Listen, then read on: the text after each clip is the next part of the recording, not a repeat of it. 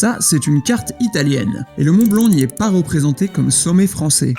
Car selon Rome, la France et l'Italie se le partagent. Alors que sur une carte française, la frontière plonge plusieurs centaines de mètres plus au sud, plaçant l'intégralité du sommet en territoire français. Alors, qui a raison? Le Mont Blanc est-il français ou devrions-nous le partager avec les Italiens? C'est une histoire de guerre, de vol, d'argent et de comment la France risque de perdre sa souveraineté sur l'un des monts les plus prestigieux au monde. Pour comprendre le plus haut litige frontalier européen, il faut remonter presque 200 ans en arrière. À l'époque, la région de la Savoie, dont fait partie Chamonix, n'était pas française. Elle appartenait au royaume de Piémont-Sardaigne, une entité politique qui contrôlait à la fois ce qui est aujourd'hui le Piémont italien et la Savoie. Victor Emmanuel II, alors prince de Piémont et comte de Nice, cherche à unifier l'Italie. Car l'Italie, à ce moment-là, c'est un mélange de royaumes, de duchés et d'autres entités politiques en tout genre. Sauf que juste à côté, l'Autriche a peur de voir naître une trop grande puissance de l'autre côté de sa frontière, et elle est prête à en découdre. Militairement, Victor Emmanuel II demande donc le soutien militaire de Napoléon III, empereur des Français, en échange d'une petite promesse. Après la victoire face à l'Empire d'Autriche, Nice et la Savoie reviendront à la France. C'est le traité de Turin. Et c'est lors de ce traité que la frontière partageant le Mont Blanc en deux est tracée, la frontière que les Italiens revendiquent encore à l'heure actuelle. Sauf que quelques années après, la France missionne Jean-Joseph Niollet pour élaborer la carte d'état-major de la zone du Mont Blanc. Il se rend sur place et réalise une carte qui, pour la première fois, propose un tracé frontalier qui déplace la limite au Mont Blanc de Courmayeur, une centaine de mètres en contrebas vers le versant sud. Le sommet tout entier se retrouve ainsi en France. Et cette carte, bien qu'erronée, s'est répandue et est devenue la plus populaire. Car à l'époque, c'est la carte la plus précise. L'Italie, pendant ce temps-là, ne se rend même pas compte que la France revendique le Mont Blanc. Comme l'alpinisme, le tourisme et l'infrastructure ne sont encore que peu développés, les deux pays vivent leur vie paisiblement. Enfin, jusqu'en 1988, le 23 avril, alors que les deux pays se rencontrent pour gérer l'entretien de leurs bornes frontalières, ils se rendent compte que leurs cartes ne correspondent pas en tout point. Et le Mont Blanc n'est même pas le seul territoire transalpin causant un désaccord. Les deux pays proclament être en possession du dôme du goûter et du glacier du géant. Et comme on n'est plus en 1865, cela pose désormais un problème de taille, car les enjeux ne sont plus les mêmes. Les deux pays ont maintenant des raisons de se battre pour être le souverain du sommet le plus célèbre d'Europe. Avant tout, c'est une question de prestige, c'est l'enjeu le plus évident. Le Mont Blanc est le plus haut sommet d'Europe occidentale. C'est un symbole national fort. Pour la France, c'est une composante de l'identité nationale. Le Mont Blanc est français. C'est une affirmation qu'on apprend à l'école, qu'on voit sur les pubs. Le remettre en question serait politiquement explosif.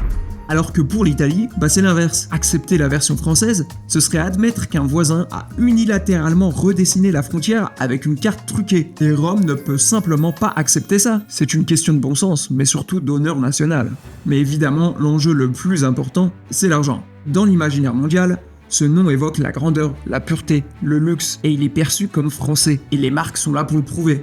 Comme les stylos et montres Montblanc. C'est une marque allemande, mais qui a choisi ce nom français précisément pour son prestige. Ou les crèmes dessert Montblanc, qui ne s'appelle pas Monte Bianco. Tout ce capital symbolique rayonne vers la France, et pas vers l'Italie. Et la France l'a bien compris. Être le pays du Mont Blanc, c'est un peu comme être le pays de la Tour Eiffel. C'est une classe instantanée. Et si le sommet était officiellement reconnu comme partagé, voire italien, Courmayeur et la vallée d'Aoste pourraient légitimement revendiquer une part de ce capital et l'exploiter commercialement de façon beaucoup plus agressive. Car on parle là d'un capital colossal. Il faut bien réaliser l'échelle aberrante de Chamonix. Malgré une population permanente de seulement 13 000 habitants, la vallée de Chamonix enregistre environ 8 millions de nuitées par an, plus que Toulouse, Bordeaux ou Strasbourg. Le tourisme représente près de 2/3 de l'économie locale. La compagnie du Mont Blanc, qui gère remontées mécaniques, télécabinets trains, est le moteur de tout ça. Elle emploie 1 millier de personnes et génère plus de 150 millions d'euros par an. C'est énorme.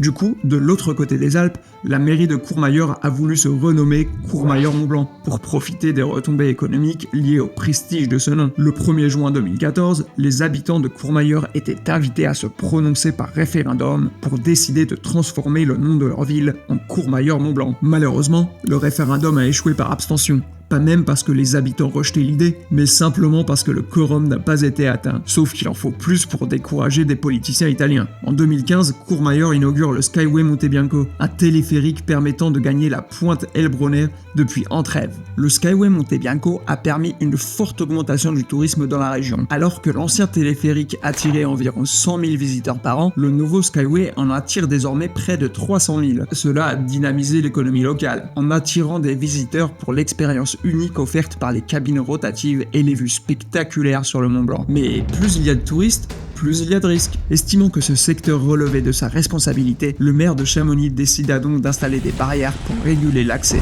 En Italie, on crie à l'ingérence et au vol de territoire. Pendant 150 ans, Courmayeur et l'Italie se sont laissés soustraire environ 500 mètres carrés, l'équivalent de l'État du Vatican, sans rien dire. Il est temps de résoudre le problème. Alors, quel avenir pour le Mont Blanc? Pendant longtemps, ce litige semblait figé, mais plusieurs signaux récents suggèrent que le statu quo se fissure, lentement, mais sûrement, et au déplaisir des Français, le plus symboliquement venant de notre voisin neutre suisse. Les cartes Swiss Topo ont suivi la version française jusqu'en 2018. Depuis lors, elles affichent la mention « statut de territoire contesté ». Le numérique a également changé la donne. Bing et Apple Plan indiquent le sommet comme partagé entre la France et l'Italie. OpenStreetMap indique les deux interprétations de la frontière, soulignant son statut de territoire contesté. Google Maps et Google Earth font de même. Les 4 principales plateformes cartographiques en ligne refusent ainsi collectivement d'entériner la version française.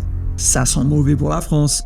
Mais c'est peut-être la nature elle-même qui forcera la décision. Dans un scénario climatique optimiste, c'est 50% des glaciers du versant français du Mont Blanc qui pourraient avoir disparu d'ici la fin du siècle. Et quand la glace fond, les frontières changent. Car une frontière, même tracée sur des cartes, se base souvent sur des éléments naturels. Ici, les glaciers sommitaux. Mais si ce qui était autrefois couvert de blanc devient une crête rocheuse, alors la frontière passe du tracé du glacier au tracé de la crête rocheuse qui se trouve en dessous. Et on n'est pas trop sûr d'où se situe exactement cette crête, mais le changement ne sera probablement pas en faveur de la France. Le réchauffement climatique pourrait alors donner à l'Italie ce qu'elle revendique depuis toujours, un sommet un peu moins français et un peu plus italien. Une victoire silencieuse, écrite dans le recul des glaces. Enfin, ça, c'est si la France ne trouve pas un autre moyen de tricher.